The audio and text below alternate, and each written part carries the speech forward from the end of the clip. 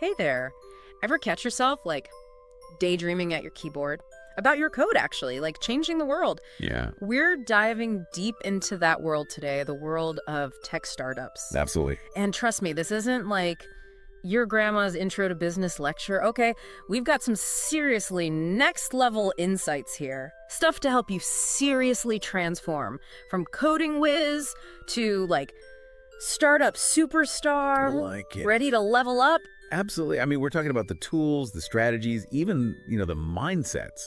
The stuff that can really make all the difference. Okay, so first things first. Our sources all agree that while your coding skills, they are essential. Yeah. They're just the start. It's like having a driver's license. Right. You know how to handle the car, but you also got to understand the rules of the road. Yeah, exactly. And in the world of tech startups, I mean, those rules, they change all the time. Fast-paced. But one thing that's always the same is you got to have the right tools. Ugh. Got to have the right tools in your arsenal. And by tools, we're not just talking about, your trusty laptop, right? Right. I was really struck by how much our sources emphasized frameworks, for example. Yeah, and rightfully so. Yeah. Frameworks they're like pre-built components. Yeah. They can save you so much time, so much effort. Right. Think of it this way, right? You could build a house from nothing, brick by brick. No, wow. Or you could use, pre-made walls, roof trusses, things like that Yeah. to speed up the whole process. So what are some of the key frameworks that any wannabe tech entrepreneur, they got to have on their radar? Well, on the front end, that's where you're building what the user sees, the user interface. You've got your big players, React, Angular, Vue.js. Okay. These are the tools behind all the really popular web applications out there, the responsive ones, The ones we use all the time. But it's not just about making things look all flashy and pretty, right? Right. What about the behind the scenes magic? Right. So that's where the back-end frameworks come in. Okay. Node.js, Python with Django, Ruby on Rails. These are the engines that are really powering your applications. They're handling data, managing all those user interactions, Okay. So it's like choosing the right engine for your race car. Exactly. You need raw power, but it's got to be reliable too. You got it. Yeah. Now, building that car, that's one thing, but then you got to get it out on the track. Yeah. That's where DevOps comes in. Okay, DevOps. This term, it was everywhere in our research. Yeah. For those of us who aren't, totally up on the latest lingo, what does it even mean? So think of DevOps like the bridge between the development and operations. Okay. It's all about the practices, the tools Yeah. designed to automate and streamline how you get that software from your computer to your users' devices. I see. Actually, one of our sources, I think it was source name, found that startups using DevOps, they could release new features twice as fast. Wow, seriously, time to market, that's everything in tech. It is. Speaking of speed, efficiency, we got to talk about the cloud. Yeah. It's not just for storing your vacation photos anymore, is it? No, not even close. Cloud platforms, things like AWS, Google Cloud, Microsoft Azure, they've become essential. Startups need them. They give you the infrastructure, the services, the scalability Yeah. to grow your business without, breaking the bank. Yeah. Imagine 1 million users. Right. No problem. That's the power these platforms give you. It's like having a superpower on demand. It is. But even with all the tech in the world, you still need a solid business strategy, right? You can't just wing it. Oh, absolutely. Yeah. Our sources were very clear about that. You can have amazing tech. It's like having a superpowered sports car, Okay, I like but no clue where you're going. You need a roadmap. Okay, so where does that roadmap, where does it start? What are the must-know business things Right. for aspiring entrepreneurs? Well, it all begins with really understanding your market.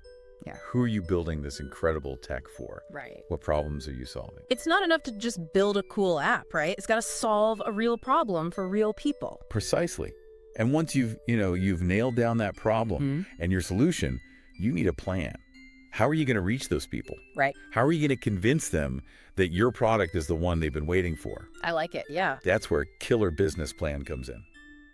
Okay, so we've got the tech side kind of figured out. We're starting to map out our business strategy. But what about the money? What about the fuel to make this whole thing go? Show me the money. Right, because even the best ideas in the world, they need funding to get off the ground. Yeah. Our sources talk about all sorts of funding avenues, from bootstrapping, Oh. that means using your own money, Yeah. to getting investments from Yeah. angel investors, venture capitalists. Angel investors, venture capitalists, it's like we've walked into Shark Tank or something. It kind of is. You need a really good pitch, and you have to understand your financials. Investors, they want to see that you're not just passionate, which you definitely should be, but that you've got a real plan to turn this into a business that makes money. Okay, so how do you craft that killer pitch then? The one that has investors like throwing money at you. What are they looking for? One of the big things is understanding those financial metrics. Things like ROI, burn rate. Yeah. Think of ROI as, for every dollar you put in, how much do you get back? Investors love hearing about that. Makes sense, yeah. And what about burn rate? I keep hearing that one tossed around. So that's like the fuel gauge for your startup. Yeah. How fast are you spending that capital? Okay. Investors, they watch that closely, believe me. Oh, yeah. They want to see that their money is being used wisely, strategically. So it is like a high-stakes strategy game. It is. You got to make every move count. Speaking of strategy, our sources were also really big on building a strong team. 100%. Yeah. You can't build a winning startup alone. You need a group of talented people, different skill sets, all passionate about the product. Yeah. And they got to share the same vision for the future. Finding those people, that's just the first step though, right? You have to create a positive work environment. Yeah. Somewhere where these amazing minds, they can do their best work. What's the secret to that? Well, there was a study, I think it was from SourceName. Okay. They found that teams with people from different backgrounds, they actually do better. Really? Yeah, they're more innovative, better at problem solving, more adaptable to change. Huh. Well, that makes sense. When you've got different perspectives, Right. you get more creative solution. It's like having a whole toolbox instead of just a hammer. Exactly. And that goes for your company culture too. You want everyone to feel valued, respected, empowered to contribute their own unique talents. That's how you build a winning team. So we've got the building blocks for an awesome product. Right. The business strategy is coming together. Right. We've got our dream team assembled. What's the next step on the road to startup success? Well, you need to make sure everybody knows about it. That's where marketing and sales, you got to think about that stuff. Right. Okay. So you've got, let's say, you've got this amazing app. Right. It's going to revolutionize, I don't know, online grocery shopping. Okay. But how do you actually get it out there? How do people find out about it? It's a jungle out there. It is. And that's where, a really smart marketing strategy, that's your secret weapon.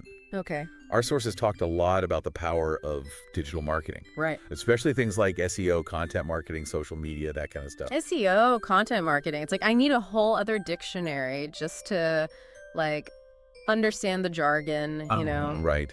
But really, it all boils down to one thing: visibility. Okay. Think of SEO, search engine optimization, as you want your website to be the first thing people see Right. when they go to Google looking for whatever it is you do, Makes sense. You don't want to be hidden on page 10 of the search results. Exactly. No one goes to page 10. Exactly. So how do you even do SEO? What does that even mean? Well, it's there's an art to it, but also a science, One of the sources, I think it was SourceName, they had a good way to think about it. Okay. They said, imagine you're throwing a party. Okay. I like it. You got to send the right invitations, right? Those are your key words. Right. You want the right guests to show up. That's your target audience. Mm-hmm. And they got to be able to find your awesome party, your website. That makes it sound almost fun. Yeah. I like this analogy. Okay. Okay, what about content marketing then? What is that? So that's all about creating really valuable content. Okay. The kind of stuff that makes you look like the expert in your field. Right. It could be blog posts, videos, infographics, really anything that's going to get your audience's attention, teach them something useful. So it's not just about being hey, buy my product. It's more about building trust. Exactly. Trust is everything. Right. And then, of course, you've got social media. You can't forget about that. Yeah, social media is huge these days. It is. And it's a really powerful way to connect with people, build a community around your product, get them excited about it, It's like you're throwing a virtual launch party. But, okay, with all this talk about reaching more people, it's easy to forget about who those people even are in the first place. Yeah, know your audience. And luckily, our sources, they had a lot to say about the power of using analytics. Analytics. Tools like Google Analytics, they give you X-ray vision into what users are doing on your website. Really? Yeah, what they're clicking on, how long they're sticking around, What's really grabbing their attention? Okay, so it's like actual data on what's working and what's not. Exactly. Data is king. It helps you figure out what's working, what's not. Yeah. So you can get the most out of all your hard work, you know. So we've gone from throwing parties to being data detectives. That's the life of a tech entrepreneur. Okay, so let's shift gears a little bit here. Building a successful tech startup, it's not all, algorithms and marketing magic. It gets pretty serious on the legal side of things, too. Absolutely, yeah. And our sources, they were very clear about this. Understanding the legal stuff, that's not optional. Okay. Right. It might not be as fun as, coding the next viral app. Right. But it is crucial if you want to protect what you're building. Makes sense. And you want to make sure you're not, accidentally breaking any rules while you're at it. So what are some of the big legal things that every aspiring tech entrepreneur, they gotta know about? Well, first of all, you got to figure out what kind of legal structure is right for your business. Right. Okay. So sole proprietorship, partnership, LLC. Exactly. And they all have different legal and tax stuff you got to think about. Sounds kind of complicated. This is where having a business lawyer on speed dial would come in handy, right? It can hurt, definitely. But even before you get the lawyers involved, you should at least have a basic understanding of the basics, right?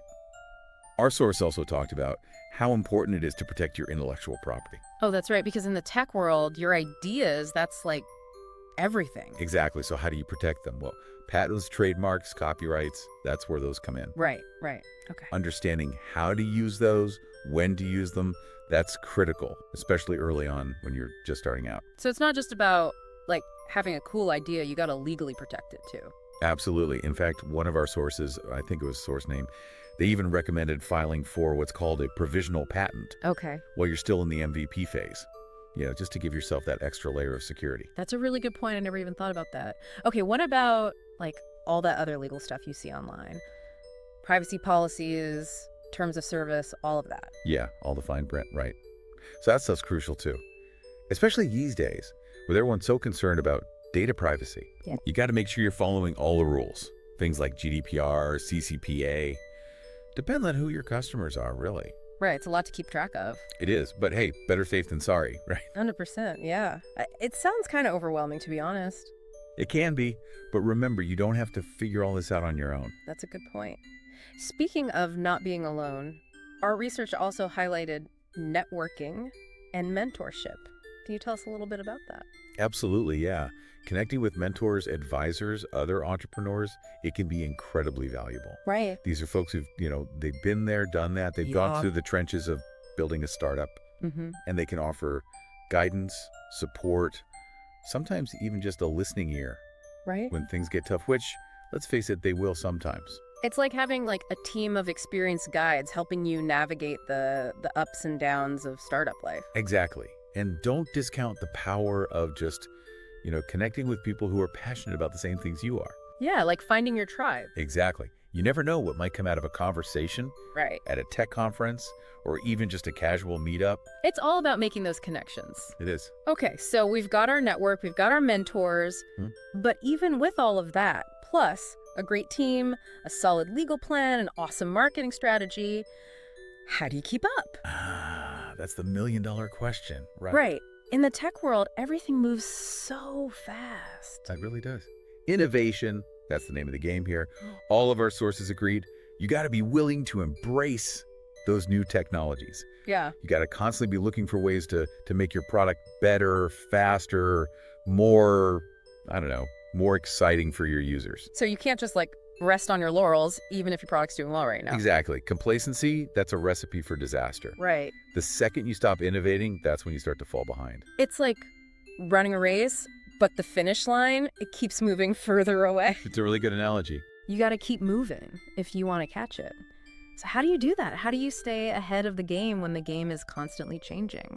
Yeah, it's really innovate or die, but sometimes this whole disruption thing, it feels kind of scary, I get it. It can be intense, but, innovation doesn't always have to be about inventing something completely new, right? Right. Sometimes it's about taking something that already exists and just making it way better. Yeah. Faster, more user-friendly, more accessible to people, that kind of thing. Yeah. Yeah. No, that's a really good point. It's about Finding that thing that makes your product special. Right. And then pushing it as far as you can. But with all this talk about growth, competition, staying one step ahead, it's easy to forget about like the human side of it all, you know? You're absolutely right. And, a lot of our sources brought this up, the idea of ethics and social responsibility in tech. Yeah. This stuff matters. It's something I've been thinking about a lot because as a, future tech entrepreneur myself, like it's not just about like building a business that's successful. It's also making sure that success doesn't come at the expense of, everything else. Right, exactly. Yeah. It's about building a business that, it generates profits, but it also gives back, Mm-hmm. creates something good for the world, for society. So like, what does that look like in practice? Well, it could be thinking about the ethical implications of what you're building. Okay. Supporting your community, Mm. making sure your team is diverse, inclusive. Yeah. You could even use your platform to advocate for causes you believe in. Right. Use your voice. So it's about building a business that you're not only successful with, but that you're also like proud of, that Right. reflects your values. Man, building a startup, especially in tech, it takes so much work, It does. so much dedication. Yeah. How do you avoid burning out? That's the million-dollar question for a lot of entrepreneurs. Right. It's like you're so passionate, so driven, Yeah. but you got to pace yourself, right? You do. And actually, our sources had some good advice on this whole work-life balance thing. Okay. They stressed it's crucial, even maybe especially in the startup world. You can't just work all the time. You need to find that balance. Easier said than done when you're like obsessed with your project. Oh, absolutely. But you got to find ways to make it sustainable. There was this one story, I think it's from Source Name, Okay. about this CEO swears by his daily 30-minute walk. Doesn't matter how busy things are, he takes that walk, clears his head, de-stresses. That's a good idea. Right. All right. And it helps him come back to work refreshed, re-energized, more focused. So sometimes you gotta like step away to actually move forward, huh? Exactly. And it's not just about taking breaks. It's about setting boundaries with work, Okay, yeah. learning how to say no sometimes, Right. and really prioritizing your own well-being, your mental and physical health. Remember, you can't pour from an empty cup. 100%. You gotta take care of yourself. It's an investment in your success, not like a luxury. Wow, we've covered a lot today. We have. From like coding frameworks to the ethics of AI to remembering to take a walk every now and then. It's all connected. It is. So as we wrap up this deep dive, here's a final thought for all you future tech visionaries out there. What if, instead of just chasing, the next big thing, Right. you focused on building something truly meaningful, something that not only like shakes up the industry, but also makes the world a better place, just something to think about. Remember, your computer science skills, they're incredibly valuable, but so are your people skills, your business sense, your commitment to always learning and growing. And don't forget to take care of yourselves, all right? The tech world needs your passion, your creativity, your unique vision. Now go out there and make it happen.